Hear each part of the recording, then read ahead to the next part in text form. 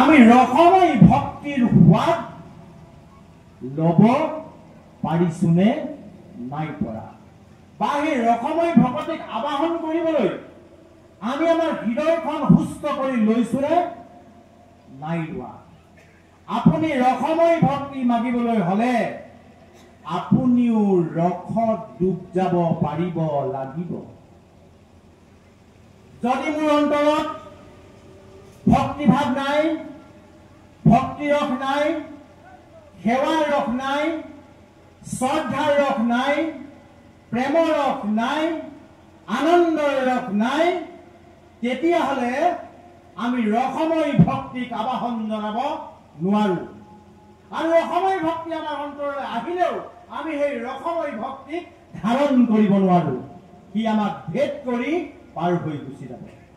গতিকে ৰসময় ভক্তি মাধৱদেৱে যি, সেইকাৰণে কৈছো মই যে গুৰুজনাৰ ধৰ্মদৰ্শন থিয়ৰী, মাধৱদেৱৰ ধৰ্মদৰ্শন কিন্তু প্ৰেক্টিকেল। আপুনি ৰসময় ভক্তি মাগিছে, আপুনি কিন্তু ৰসেৰে সিক্ত হৈ থাকিব লাগিব। সেই ৰসময় ভক্তি ধাৰণ কৰিব পৰা আপোনাৰ অন্তৰ হৃদয় থাকিব লাগিব। যদি নাথাকে সেই ৰসময় ভক্তি আপোনাৰ মাজেদি পাৰ হৈ গুচি যাব। সেইকাৰণে মহাপুৰুষ মাধৱদেৱে নামঘোষাটো প্ৰাৰ্থনাৰে, নামঘোষা পুথিখন প্ৰাৰ্থনাৰে আৰম্ভ নকৰিলে, ভজনেৰে আৰম্ভ কৰিলে। Direct practical. প্ৰাৰ্থনা সে মতলব নাই, হৰণ সে মতলব নাই, ভজন। নাম জপ কৰা ভগৱানক পাবা, ৰূপ ধ্যান কৰা ভগৱানক পাবা। তুমি যতে চোৱা ততে বিশ্বব্ৰহ্মাণ্ডত তুমি ভগৱানক দেখা পাবা। প্ৰেক্টিকেল। মাধৱদেৱৰ লগত চুলুং পুতুং কথা নাই। তেওঁৰ দৰ্শন প্ৰেক্টিকেলি বৈকুণ্ঠলৈ মনুষ্য জন্ম পাই এখন হৰিনাম ধৰ্ম গ্ৰহণ কৰা বাপাইসকলক মাধৱদেৱে প্ৰেক্টিকেলি বৈকুণ্ঠলৈ লৈ যাব। তাৰ থিয়ৰিটো তেওঁ দি থৈ গুচি গ'ল, ভজনত দি থৈ গ'ল। আৰম্ভণিতে আৰম্ভণি ভোকা কথা যদি বিশ্লেষণ কৰে আমাতকে বিজ্ঞ বাপসকলে, হয়তো আজিতো গধূলি হবই, কাইলৈ ৰাতিপুৱাব, আকৌ গধূলি হব। মিনিমাম 40-50 ঘণ্টামান যদি এই মুক্তিত নিষ্পৃহ মাত্ৰ 4টা লাইন আপোনালোকক যদি বিশ্লেষণ কৰে, তত্ত্বদৰ্শন কৰে, তাৰ অৰ্থ অনুভৱ কৰিবলৈ কয়, বা ৰসময় ভক্তি সৃষ্টি কেনেকৈ হয় কবলৈ যায়, তেতিয়াহ'লে 40-50 ঘণ্টাটো হয়তো শেষ নহব। গতিকে আমি প্ৰত্যেকে পঢ়িছো, অনুভৱ কৰিছো যে ৰসময় ভক্তি আমি সকলোতে পাব লাগিব। আৰু এই ৰসময় ভক্তিক যদি আবাহন নজনায়, তেতিয়াহ'লে আপুনি মৃত্যুৰ সময়ত ভগৱন্তক দেখিব নাপাব, আপুনি যমদূত দেখিবলৈ পাব। কাৰণ ৰসময় ভক্তি আপুনি ৰসেৰে আপোনাৰ হৃদয় পৰিপূৰ্ণ কৰি সেই ৰসৰ গৰাকীক আপুনি নিজৰ হৃদয়ত আবাহন কৰিব পাৰিব লাগিব। গতিকে এই ৰস সামান্য ৰস নহয়, এই ৰস মুক্তিতকৈও শ্ৰেষ্ঠ। ভকতে কিন্তু মুক্তি কামনা নকৰে। মুক্তিটো নিষ্পৃহ যিটো মুক্তি কামনা নকৰে। কিয় জানেনে? মুক্তি কামনা কৰিলে আপুনি আকৌ পৃথিৱীলৈ আহিব লাগিব। আপুনি কৰ্মফলৰ জৰিয়তে নাহিলেও আপোনাক 100 ভাগৰ 1 ভাগ 2 ভাগ দায়িত্ব দি ভগৱানে আকৌ পৃথিৱীলৈ পঠাব। 30% ঈশ্বৰত্ব আৰোপ কৰি 1%, 2%, 10% আৰোপিত কৰি আপোনাক পৃথিৱীলৈ পঠাব। আপোনাৰ আকৌ জন্ম মৃত্যু হ'ব। কিন্তু আপুনি যদি ৰসময় ভক্তিত থাকে, তেতিয়াহ'লে আপোনাৰ পুনৰ জন্ম নবিদ্যতে। কি কাৰণে? যে আপুনি সদায় নামতে ৰমণ কৰি থাকিব, সদায় আপুনি নাম লৈ থাকিবলৈ বিচাৰিব। 5 বিধ মুক্তিৰ জৰিয়তে আপুনি পাৰিষদ হৈ থাকিবলৈ কেতিয়াও নিবিচাৰে। গতিকে আপুনি নাম ল'ব, নাম লৈ 2 চকুৰে হৰাই আপুনি পৃথিৱীৰ কথা ক'ব নোৱাৰা হৈ যেতিয়া আপুনি নামত ৰমণ কৰিব, আপোনাৰ পিছে পিছে ভগৱন্ত ঘূৰি ফুৰিব। আপোনাক ভগৱন্তই ৰক্ষা কৰিব। আপোনাৰ ওচৰলৈ এই সাংসাৰিক মায়ামোহৰ কোনো ব্যৱস্থা আপোনালোকৰ ওচৰলৈ আমাৰ ওচৰলৈ নাহিব। মাধৱদেৱে এই ব্যৱস্থাটো আমাক দি গুচি গ'ল।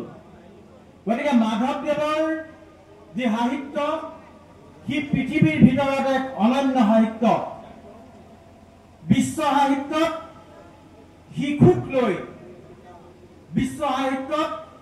শিশুক লৈ কোনো নাটক ৰচনা হোৱা নাছিল, কিন্তু মহাপুৰুষ মাধৱদেৱে বিশ্ব সাহিত্যত শিশুক নাটকৰ নায়ক হিচাপে লৈ এটা সাহিত্যিক আন্দোলন সৃষ্টি কৰি দিয়ে, যি এতিয়াও আমাৰ গৱেষণাৰ পৰিসৰ হৈ আছে। মহাপুৰুষ মাধৱদেৱে নাটক লিখিলে এখন, নাটিকা লিখিলে কেইবাখন। কিয় লিখিলে?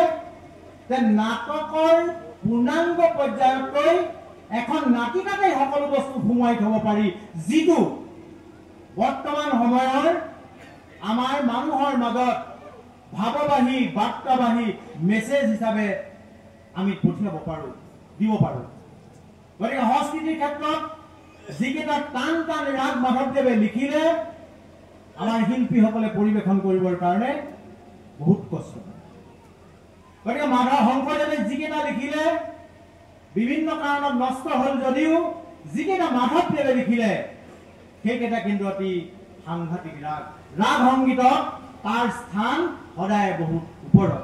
গতিকে মাধৱদেৱে অসমীয়া আমাৰ ব্যক্তিগত আত্ম উৎসৰ্গৰ কাৰণে যিখিনি কথা লিখিলে, তাৰ উপৰিও অসমীয়া জাতিৰ কাৰণে, অসমীয়া সাহিত্যৰ কাৰণে, অসমীয়া সংস্কৃতিৰ কাৰণে যিখিনি কৰি গ'ল, এইখিনি ভালদৰে অধ্যয়ন কৰিলে মহাপুৰুষ শংকৰদেৱতকৈ হয়তো একোপ চৰাহে হ'ব। গতিকে সেইকাৰণে শংকৰদেৱে মাধৱপুৰুষক লগ পাই কৈছিল যে বঢ়াইপু, মই এতিয়া পূৰ্ণতা লাভ কৰিলোঁ। তাৰমানে তাৰ আগলৈকে শংকৰদেৱ অপূৰ্ণ আছিল। মাধৱদেৱক পাই ক'লে বঢ়াইপু, এতিয়াহে মই পূৰ্ণ হলো। তাৰমানে আমি বুজি পালো যে তেওঁ আছিল আধা আৰু এওঁ আছিল আধা, লগ লাগি পূৰ্ণ হৈ গ'ল। গতিকে সেই মাধৱদেৱৰ, সেই শংকৰদেৱে যি ধৰ্ম দৰ্শন আগবঢ়ালে, তাতো তেওঁৰ সংযোজনে তাক পূৰ্ণতা প্ৰদান কৰিলে। সাহিত্যত যি আগবঢ়ালে, তাকো মাধৱদেৱৰ হাতৰ পৰশত সি পূৰ্ণতা লাভ কৰিলে। গতিকে বাপাই সমস্ত শংকৰদেৱে দিয়া এখন হৰিনাম ধৰ্মত মাধৱদেৱৰ যি আদৰ্শ আমি যদি পালন কৰোঁ, আমিও পূৰ্ণতা প্ৰাপ্তি লাভ কৰিব পাৰিম। কিয় পাৰিম বাৰু? মনটো পেলাই নিদিব। শংকৰদেৱে এখন হৰিনাম ধৰ্ম প্ৰচাৰ কৰিলে, শৰণৰ কোনটো ঘোষা শংকৰদেৱে লিখা, ভজনৰ কোন কিবাকি মন্ত্ৰ শংকৰদেৱৰ দ্বাৰা প্ৰণীত, আমি যি কিবাকি গাওঁ মাধৱদেৱৰ দ্বাৰা আছে। বিভিন্ন সময়ত বিভিন্নজন ব্যক্তিয়ে শৰণ লোৱাৰ মহামন্ত্ৰ দিছে, মাধৱদেৱেও শংকৰদেৱৰ পৰা গ্ৰহণ কৰিছে, কিন্তু গুৰুদেৱ নাম ভকতক মাধৱদেৱৰ বাক্যেৰে কিন্তু আমি ঈশ্বৰ ভগৱন্তক শংকৰদেৱক আমি আৰাধনা কৰিছোঁ, আবাহন কৰিছোঁ। আমাৰ ভক্তিৰ যিটো মূল্য, সেই মাধৱদেৱৰ দৰে আমি বাহ্য দৃষ্টিত বিষয় হলেও আধ্যাত্মিক দৃষ্টিত আমি উদাসীন হ'ব লাগিব। মায়া মোহৰ প্ৰতি আমি গুৰুত্ব দিব নালাগিব। থাকিব, আমি পৃথিৱীত যিদিনাই জন্ম পাইছোঁ, সিদিনাৰ পৰাই আমাৰ লগত মায়া মোহ আৱৰি হৈ আছে, আবৃত হৈ আছে।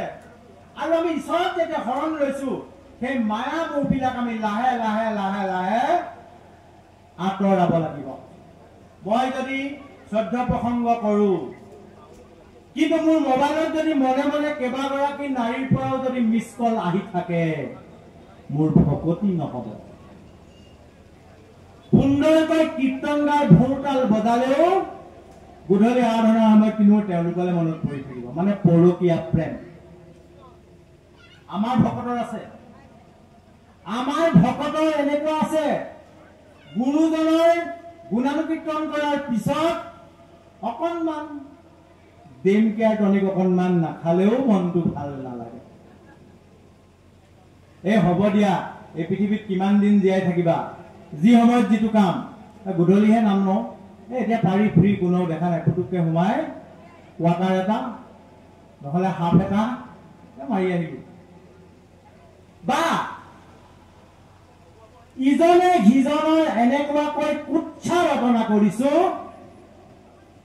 সিজন বাপক দেখিলে, তেওঁৰ কথাখিনি দেখিলে আমাৰ বেয়া লাগিব। কি কাৰণ? আমি যদি ৰসময়ী ভক্তিৰ পন্থৰ গৰাকী হ'বলৈ আহিছো, তেতিয়াহ'লে এইবিলাক দূৰতে বিদূৰ কৰি আঁতৰাই থব লাগিব। আৰু আঁতৰাই নোথোৱালৈকে আমি সেইকাৰণে মানুহৰ লগত বক্তব্য ৰাখিলে আমি গম পাওঁ যে এওঁ ৰসময়ী ভক্তি কামনা কৰে নে এওঁ দুখময়ী ভক্তি কামনা কৰে। আপোনাৰ